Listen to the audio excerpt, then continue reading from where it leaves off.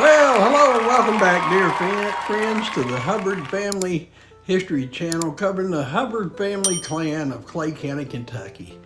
We plan to cover our family history from pre-800 Viking times to up to today's time, over 1,200 years of Hubbard family history. This week we continue to look at Mom's side of the family, her dad's side, the Centers. And we're going to be looking at generation 9 back from this current generation, our 7th great-great-grandparents. So let's go ahead and watch a pre-recorded video that continues with Mom's dad's side of our family. Okay, we'll get right into it here. Abner, we have no information, on John T. East or his wife. Abner Center, his father was James L. Center, James Lacey Center, born in 1730 in North Carolina, died 1783 in North Carolina. So notice it's back to a C after several generations of S. His wife was Eliza, and that's about all we know about her. Abner Center's wife, we had no information on her. Nathaniel Harris, his father was Archer Harris, born in 1747 in Virginia, died 1821 in Orange County, North Carolina. So he was 74 years old. His wife was Elizabeth Edward Smith, born in 1748 in Virginia, and died in 1810 in North Carolina. Nathaniel Harris's wife, Deborah Hopkins, her father was William Hopkins, born in 1755 in Orange County, North Carolina, and died at age 80 in Orange County, North Carolina. His wife was Sarah Johnson, born in 1750 in Charlotte County, Virginia, and died in 1783 in Rowan County, Kentucky. So she died quite young at 33. William Burke and his wife, we had no further information on them. Obadiah Payne, his father was Joseph Payne, born in 1725 in Virginia, and died in 1803 in Virginia. His wife was Phoebe Offel, born in 1734 in Henry County, Virginia, died in 1803 in Bedford County, Virginia. Obadiah's wife, Jemima Oney, her father was Benjamin Oney, and that's all we know is his name. His wife was Jemima Norris, born in 1738 in Rhode Island, and died in 1802 in Tazewell, Virginia. John Stewart, his father was David Stewart, born in 1728 in Delaware, died in 1808 at the age of 80 in Stoke, North Carolina. We had no information on his wife's name. John Stewart's wife, Mary Carr, her father was Joseph Carr, and that's all we know about him was his name. His wife was Jane Walker Reed, born in 1732 in Fairfax, Virginia, died in 1774 in North Carolina, so she was only 42. John Dean, his father was William Dean, born in 1730 in Pennsylvania, died in 1773 in Augusta, Virginia. His wife was Sarah Dean, born in 1730, died in 1774 in Virginia. We had no information on John Dean's wife, Sarah Lincoln. Captain Samuel Saunders Smith, his father was Thomas Smith, born in 1696 in Bucks County, Pennsylvania, died in 1750 in Bucks County, Pennsylvania. Captain Smith's wife, Hannah Schofield. Oh, okay, Thomas Smith's wife, named Elizabeth. That's all we had about her. Captain Smith's wife, Hannah Schofield. Her father was John B. Schofield, born in 1701 in Pennsylvania and died in 1761. In Pennsylvania, his wife was Anne Lenoir, born in 1701 in New York and died in 1771 in Pennsylvania. Then we go to Robert Mosley. His father was Robert Peter Mosley, born 1685 in Maryland and died in 1721 in Maryland.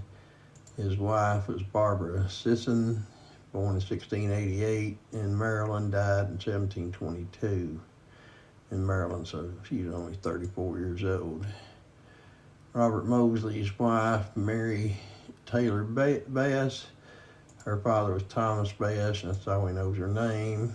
Her mother was Elizabeth Hallett, born in 1700 in Virginia and died in 1778 in Virginia. John Peake, his father's name was John Peake, and he was born in 1662 in Virginia and died in 1728 in Virginia. His wife was Mary Peake Spence, born in May of 1683 in Stafford, Virginia, died in 1770 in North Carolina. So she's born in 1663, so she was 107 when she died, so pretty old. Okay, we go back to John Peake, his wife, Lucy Gregg McGregor. We had no further information on her. William Swafford, his father was William T. Swafford, born in 1681 in Cheshire, England, died in 1720 in Pennsylvania. His wife was Mary Elizabeth Caldwell, born in 1665 in England, died in 1760 in Pennsylvania. So she'd have been 95 years old. I had no information on Mary Caldwell, William Swafford's wife.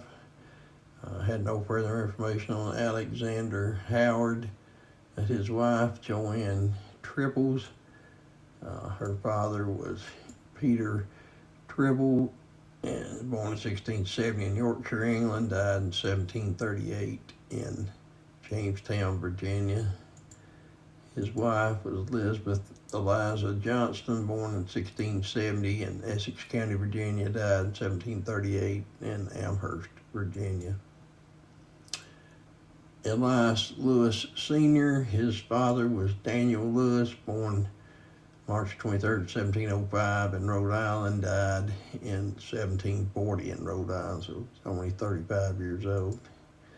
His wife was Martha Maxon, born in 1704 in Rhode Island, died in 1804 in Rhode Island, so she was, according to that, 100 years old. Susanna Reynolds, Elias Lewis's wife, her father was Zacchaeus Reynolds, born about 1700 in Rhode Island and died in 1758 in Rhode Island. And his wife was Susanna Maxon. That won't have any information on her except her name. So there you go. That will take care of that generation of the Papaw Center side. Well, hopefully you found something new and interesting in this week's video, and we'll continue next week with more of the Centers family, and we'll keep that same controversy going. Is it C or is it S? Just a little reminder about the little promotion we run. about a glitch, some kind of thing that doesn't belong in the video. And I think it's pretty obvious when you see it that it doesn't belong. You can phone me, email me at the email address up above. You can text me on Facebook Messenger, leave me a note on Facebook, leave a comment down below, however you want to do it.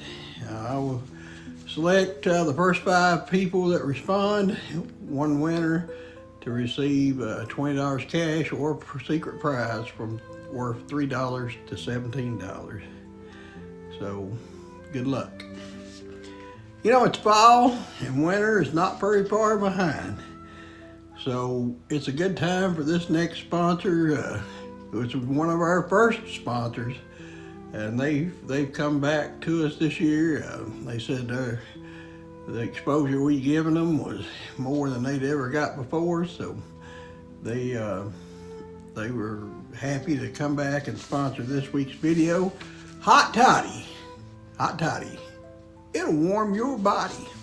Feeling a chill in the air? Let me introduce you to the ultimate cozy companion, the Hot Toddy. Picture this: you're wrapped up in your favorite blanket, and you take a sip of this warm, soothing drink. It's like a hug in a mug. The combination of hot water, honey, and a splash of your favorite spirit warms you right up from the inside out. Seriously, it's pure comfort. What I love most: you can customize it. Add a slice of lemon or a sprinkle of cinnamon to make it your own.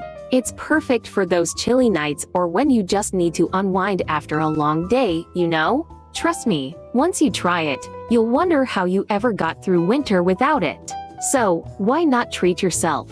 Click the link to discover your new favorite cozy drink today. Hot Toddy, it'll warm your body. Available at www.hotaudi.com/warmyourbody/try-now/coupon. Well, next week, like I said, we, good Lord willing, we'll continue with mom's, dad's side of the family, back 10 generations back, back to our 8th great-great-grandparents. Till then, dear friends, share us on Facebook. Stay safe, stay well, be kind to one another, and always, whatever else you do, stay Hubbard. Peace out.